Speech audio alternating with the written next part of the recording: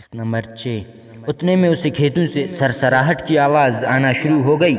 ایک بہت بڑا کالے رنگ کا اژدہا اب کی بار سیدھا اس کی طرف بڑھ رہا تھا۔ اتنا بڑا اژدہا اس نے زندگی میں پہلی بار دیکھا تھا۔ اس کی جی میں آیا کہ اٹھ کر کھیتوں میں دوڑ لگا دے، مگر عالم بابا کے الفاظ اسے یاد تھے کہ کچھ ہو جائے تو اس دائرے سے نکلنا نہیں ہے۔ اژدہا سیدھا اس کے پاس آ کر کھڑا ہو گیا۔ اژدہے کی جسامت اس کی جسامت سے کوئی 4 گنا بڑی تھی۔ اگر وہ منہ کھول لیتا تو جاوید کو پورے کا پورا نگل سکتا تھا۔ اژدہے نے دائرے کا چکر لگایا اور پھنکارتے ہوئے واپس کھیتوں میں چلا گیا۔ اس کے جاتے ہی ایک بار پھر اسے پائل کی آواز آنا شروع ہو گئی۔ سامنے کی راستے سے ایک عورت بنی سنوری دلہن کی لباس میں آ رہی تھی۔ عورت اندھیرے میں بھی چاند کی طرح چمک رہی تھی، مگر اس نے چہرہ نقاب میں چھپا ہوا تھا۔ جاوید کی قریب آ کر اس نے نقاب ہٹا دیا۔ یہ تو کملی تھی جو مکمل دلہن بنی ہوئی تھی، اور اتنی خوبصورت کہ پہلے اس نے اتنی حسین عورت نہیں دیکھی تھی۔ وہ جاوید کو دیکھ کر مسلسل مسکرا رہی تھی۔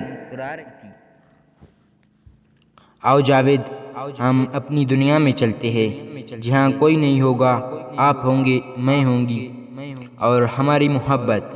آؤ جاوید، آؤ، خود کو اس دائرے میں قید نہ کرو۔ دیکھو، میں تمہارے لیے بن سور کے آئی ہوں۔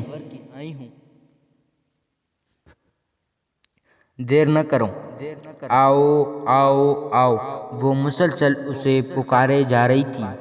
اس کی آواز میں جادو تھا، طلسم تھا۔ اس نے محسوس کیا کہ وہ اپنا اختیار کھو رہا ہے۔ قریب تھا کہ وہ اٹھ کر اس کے پاس چلا جاتا۔ پیڑ کے دوسری طرف سے اسے شیر کی ایک گرجدار دھاڑ سنائی دی، جس نے جاوید کو اٹھتے ہوئے قدم روک دیے، اور جاوید اس طلسم سے نکل آیا۔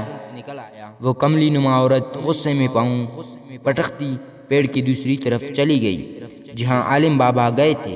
وہ غصے میں چلا رہی تھی، تم کیا سمجھتے ہو تم یہاں سے زندہ نکل جاؤ گے؟ تم رانی کو آزاد کرا لو گے؟ میں تم دونوں کو زندہ جلا دوں گی۔ اس کی آواز میں کرخت پن تھا، جس کی وجہ سے جاوید کو اپنی کانوں میں درد محسوس ہو رہا تھا۔ اتنے میں پیپل کا پیڑ اتنی زور سے ہلا جیسے ابھی گر جائے گا۔ پیڑ کی جڑیں تک زمین سے اکھڑ رہی تھیں۔ اسے لگا کہ پیڑ ان دونوں کے اوپر گر جائے گا۔ وہ اور عالم بابا نیچے دب کر مر جائیں گے۔ پیڑ کے ہلنے میں شدت آ چکی تھی۔ وہ بہت پریشان ہو گیا۔ اس نے دائرے سے نکلنے کا مکمل ارادہ کر لیا تھا۔